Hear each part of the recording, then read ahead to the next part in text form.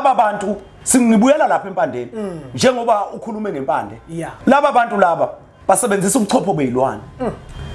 basebenzisa izizwe kunjalo amajaji yebo basebenzisa izingcabo ezihamba namafutha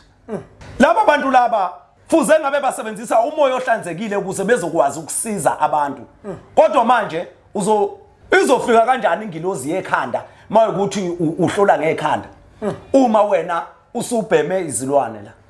mawuzobhema ubuchopho bezilwane uzofika kanjani ingilozi yekhanda kuwe waphinde wagcatshwa futhi waphinde wagcatshwa ngoba kukhona abantu mazibuko othola ukuthi banenhlanga abahamba bayakozilanda emazweni akude umuntu athi ufuna khona ezokwazi ukuthi ahlole yebo kubalekile ukuthi ababukeli bempunga yesintu sibafundise izinto ezinje ngoba abanye babo bazilanda lezi zinto bengazi umuntu unento ethile ayibhemayo uma ezohlola engesona isinefu kodwa izinto ezithile ezinobuchopho obuthile bezilwane ezithile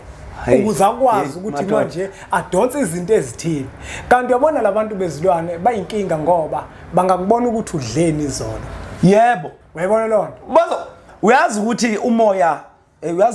umoya ujule kakhulu umoya ujule kakhulu ngoba mawuthinta indaba yomoya uthinta into ejulileyo ngoba lento iyafika ngomdlenzo iyafika ngomcabango iyafika ngezwi izokhuluma manje mawuzokwazi wena ngabe siyakukhohlisa umoya sofunde kakhulu mawuzokwazi iID yomuntu wazi ukuthi ingozi yamenzelela ngesikhathi ngo10 10:30 noma ngo10 o'clock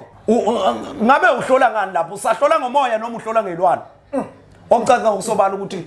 kukhona into ekhona eyengezile asisakwazi ukukhuluma nogogo khuluma kokuthethene sento amafasha basosile bathi usokhuluza ukhokho bewe asisakwazi ukukhuluma nogogo bunga yesintu wewo